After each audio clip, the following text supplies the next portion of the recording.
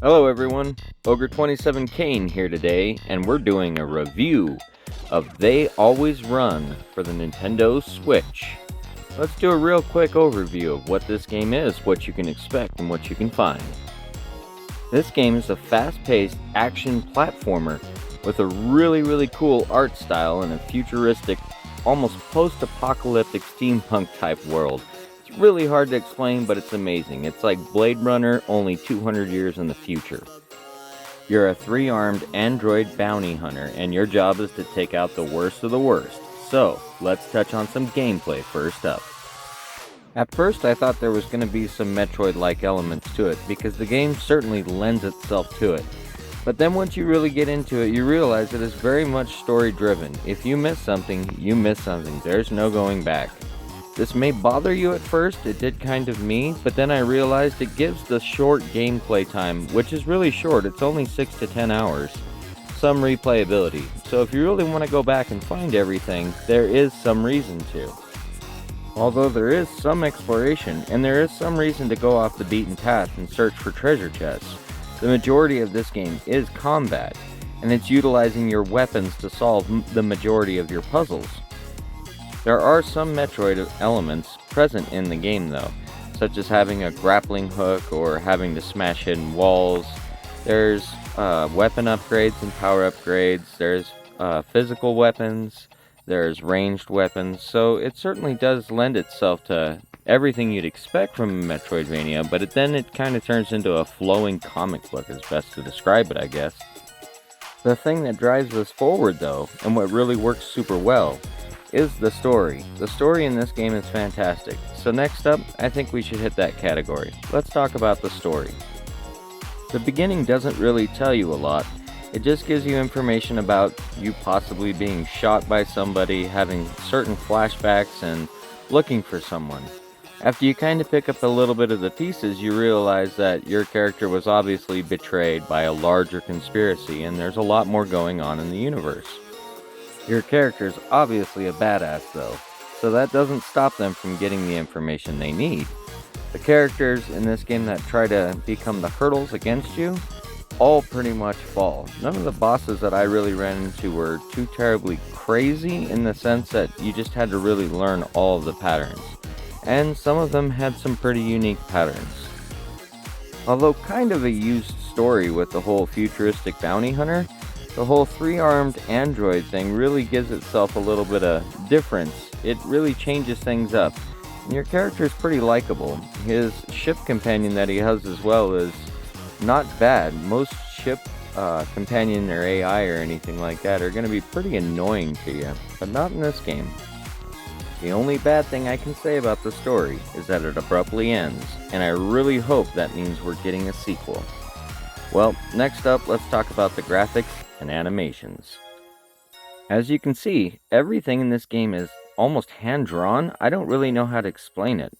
It works really well, and all the animations move smoothly. The characters look pretty lifelike. There's nothing too, like, stick figure-y, nothing flops around.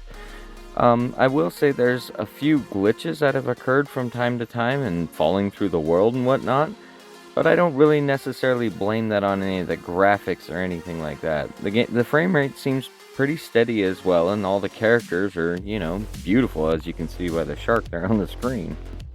The other cool thing is that everything has a nice little cutscene in between. Although you're not really traveling from world to world per se out in outer space, at least they can treat you to a beautiful little art scene between planets. As you can see in this picture right here, this is rising up through one of the cities. The art in this game really lends itself to giving itself a unique feature, something that other games don't really necessarily try to do. It was made on the Unity engine, but that didn't mean they didn't have the ability to differentiate it and make this game beautiful on its own. The only negative thing you can really say about it is that there are a lot of reused enemy types, and those enemy types, they aren't necessarily the most beautiful artwork. But let's get into my favorite category now, the combat. At first, the combat in this game seems really simplistic. You just basically have an attack button and a parry button, but then as you start to buy new abilities, you realize how deep this is. You have a grappling hook, which you can use for multiple forms of combat. You can drop in on enemies to cause shockwaves. There are stealth kills, both from behind, underneath. There are different ways to parry multiple enemies at a time. There's also a gun, which actually does a decent amount of damage in this game. It's one of the reasons I believe that they actually limited you on ammo, because it's actually effective. Even on some of the bosses, it does a decent amount of damage. It makes me happy to actually see all the mechanics in the game used for a decent purpose. Even the strange robotic third arm is used as a way to block certain enemies with shields. It can also break barriers and do other cool things. Once you get pretty good at this game, I would even go as far as to say it's as fast paced as something like Dead Cells, which is going pretty far because that game has had a lot of time to balance itself and become really good. The other cool thing is that I was never really truly forced to use the parry mechanic. The game was very generous in allowing me to use my dodge roll, which, having no stamina, you can pretty much get out of anything. It made the game even more fast-paced, and I didn't have to rely on waiting for certain attacks from enemies. Let's talk about controls, speaking of which. The controls in this game work pretty well for what they're doing. There's a lot of frustrating moments, there's a lot of weird, odd button collision detection that doesn't actually happen. There's, for some reason, your grappling hook doesn't really ever want to connect, especially when you're jumping. It needs to have a certain exact point. But once you get over these little nitpicks and you figure out all these little gripes, the game becomes a lot more manageable. It almost reminds me of a game called Sakura of Rise and Ruin, but that game had a lot bigger issues, so I'll deal with this. Let's talk about some audio now. Well, the soundtrack in this game is pretty good, and all the ambient sounds work really well with it. The only thing I want to say about this game is that it doesn't really have any tracks that stand out. Everything does its job, and I'm not going to say anything negative whatsoever because I really enjoyed it, but at the same time, there's nothing I could really pinpoint and say that was a certain area I loved. So let's do a conclusion now on this. In conclusion, I picked this physically up brand new for $30. It was definitely worth it because I enjoyed my entire playthrough of it, and the 6 to 10 hours I got out of it is worth it for me in an action game.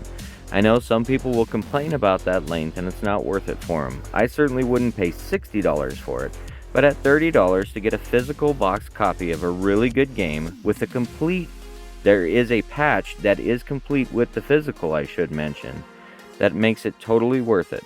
Well, I upload every Monday. Thank you for watching this video. It was an absolute blast to make. Have yourself a great rest of your day. And this is Ogre 27 Kane signing out.